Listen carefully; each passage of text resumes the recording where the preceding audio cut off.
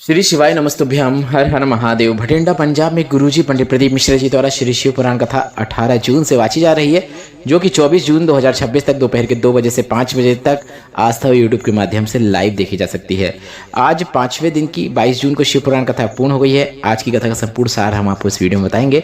साथ ही आज गुरुजी ने बताया है कि जुलाई की शुरुआत में एक ऑनलाइन शिव पुराण कथा होगी, जिसे आप कथा पंडाल पर जाकर नहीं श्रवण कर पाएंगे, घर बैठे इसका आप श्रवण कर पाएंगे। कब से कब तक होगी, समय क्या होगा, उसकी जानकारी के लिए वीडियो अंत तक जरूर देखें। साथ ही इस वीडियो में हम आपको बताने वाले हैं कि इस जून के माह में आने वाली 5 सबसे बड़ी तिथियां कौन सी हैं और कौन सा व्रत आपको रखना है। साथ ही घर में अगर शिवलिंग है और उसे अकेला छोड़ते हैं तो क्या हमें दोष लगता है और क्या करने से दोष नहीं लगता है। संपूर्ण जानकारी आज की कथा में गुरुजी ने दी है। अगर किन्हीं कारणवश आपने 22 जून 5वें दिन की श्री शिव पुराण कथा का श्रवण नहीं कर पाए हैं तो पूरी कथा का रास्ता तो आपको इस छोटे से वीडियो से मिलने वाला है। बढ़ते हैं बिना किसी देरी के आज की शिव पुराण कथा की पहली विशेष जानकारी की ओर। कथा शुरू होते ही गुरुजी ने कहा, अभी तक कहीं पर भी ऐसा देखने को नहीं मिला है कि 3 बार शिव पुराण कथा हुई हो। भटिंडा पंजाब में ऐसा पहली बार हुआ है। यह एक ऐसा जिला है जहां पर तीसरी बार शिव पुराण कथा हो रही है। यह यहाँ के मेयर की कोशिशों का फल है। यहाँ के जो शिव भक्त हैं उनकी कोशिशों का फल है जो तीसरी बार यहाँ पर शिव पुराण कथा हो रही है। आप सभी बहुत भाग्यशाली हैं। बढ़ते हैं आज की शिव पुराण कथा की दूसरी विशेष जानकारी की ओर। गुरुजी ने कहा, शिव जी को 1 लोटा जल चढ़ाओ, शिव जी का पूजन करो, साधना करो।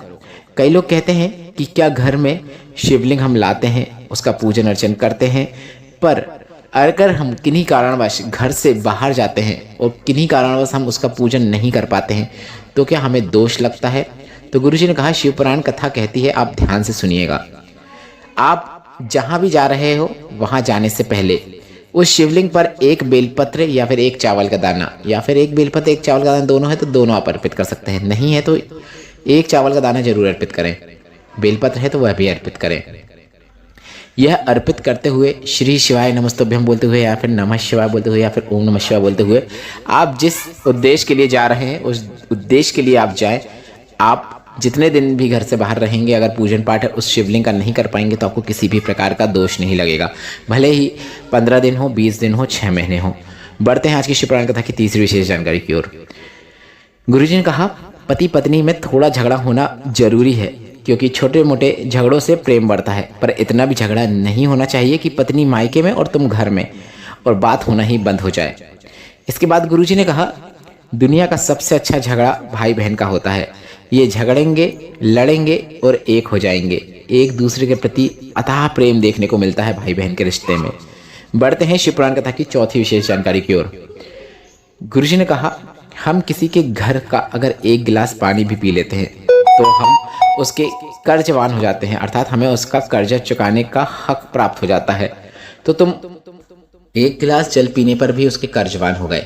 तो एक बात ध्यान रखो, आप अगर भोलेनाथ को रोज 1 कलश जल अर्पित कर रहे हो तो वह तुम्हारी क्यों नहीं सुनेंगे। तुम्हारी जो भी कामना है, जो भी उद्देश्य है, जिस क्षेत्र में तुम सफलता प्राप्त करना चाहते हो, 3 महीने के अंदर उसमें आपको सफलता निश्चित देखने को मिलती है, पर आपका प्रयत्न भी उसके साथ ही साथ बहुत आवश्यक है। बढ़ते हैं 5वीं विशेष जानकारी की ओर। गुरुजी ने कहा, आप यहाँ पर आकर कथा पंडाल में कथा का श्रवण कर रहे हो, श्री शिवाय नमस्तुभ्यम मंत्र का जाप कर रहे हो और यहाँ आए इतने शिव भक्तों के आप दर्शन कर रहे हो। यह आपके पिछले जन्मों का पुण्य फल जो है उसी का परिणाम है। बढ़ते हैं कथा की 6वीं विशेष जानकारी की ओर।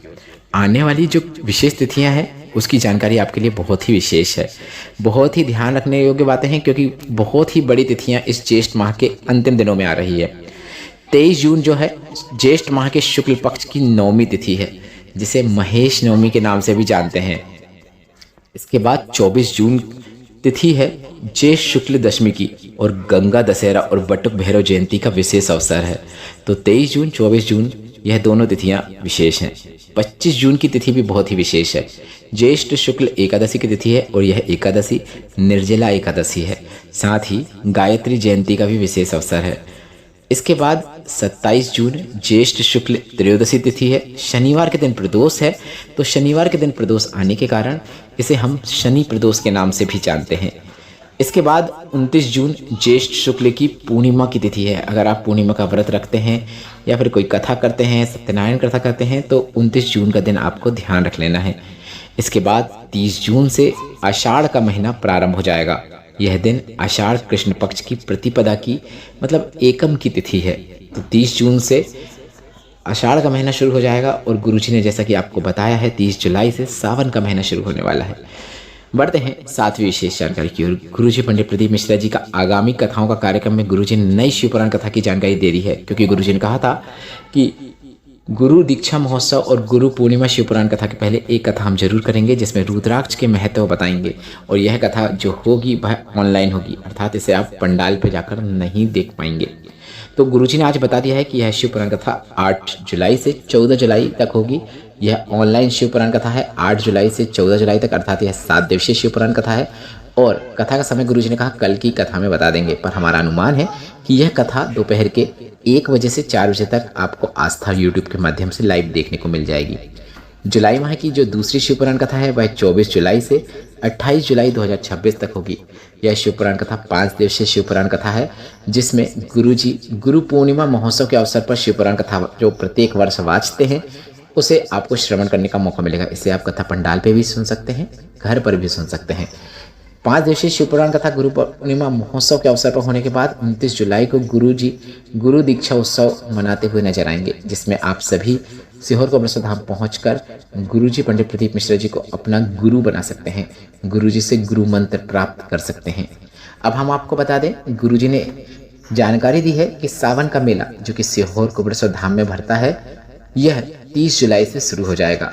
अर्थात 30 जुलाई से लोग सीहोर की सीवन नदी से जल लेकर या फिर किसी आसपास के एरिया में जो भी नदियां हैं, जो भी विशेष नदियां हैं, या उससे जल लेकर या फिर अपने घर के नज़दीक के किसी तालाब से जल लेकर सीहोर कोबरेश्वर धाम पहुंचते हैं, कांवड़ यात्रा करते हैं। वो कांवड़ यात्रा करने के बाद वह कांवड़ जल भोलेनाथ के शिवलिंग पर, केदार शिला पर अर्पित करके अपनी कांवड़ यात्रा पूर्ण करते हैं। यह 1 महीने तक चलती है, जो कि 30 जुलाई से शुरू हो जाएगी। काफ़ी विशेष जानकारी है। साथ ही साथ गुरुजी ने कांवड़ यात्रा कब करनी है उसकी जानकारी भी दे दी है। 25 अगस्त का दिन आपको नोट कर लेना है अगर आप गुरुजी पंडित प्रदीप मिश्रा जी के साथ सावन की कांवड़ यात्रा करना चाहते हैं। प्रदोष का दिन है, मंगलवार का दिन है, तो भूम प्रदोष का विशेष अवसर है। और सावन की कांवड़ यात्रा गुरुजी पंडित प्रदीप मिश्रा जी स्वयं करते हैं, जिसमें वे सीहोर की सीवन नदी से जल लेकर कोबरेश्वर धाम तक जाते हैं और वह जल शिवलिंग पर, केदार शिला पर अर्पित करके कांवड़ यात्रा को पूर्ण करते हैं। यह यात्रा 25 अगस्त 2026 को होगी, जिसमें आप सभी आमंत्रित हैं। इस वीडियो में बताई गई जानकारी से संबंधित आपके मन में जो भी प्रश्न है वे सभी प्रश्न आप कमेंट बॉक्स के जरिए पूछ सकते हैं। मेरे द्वारा दी गई जानकारी अगर आपको थोड़ी सी भी उपयोगी लगी है तो इस वीडियो को लाइक करके कमेंट बॉक्स में श्री शिवाय नमस्तुभ्यम या फिर हर हर महादेव जरूर टाइप करें। श्री शिवाय नमस्तुभ्यम, हर हर महादेव।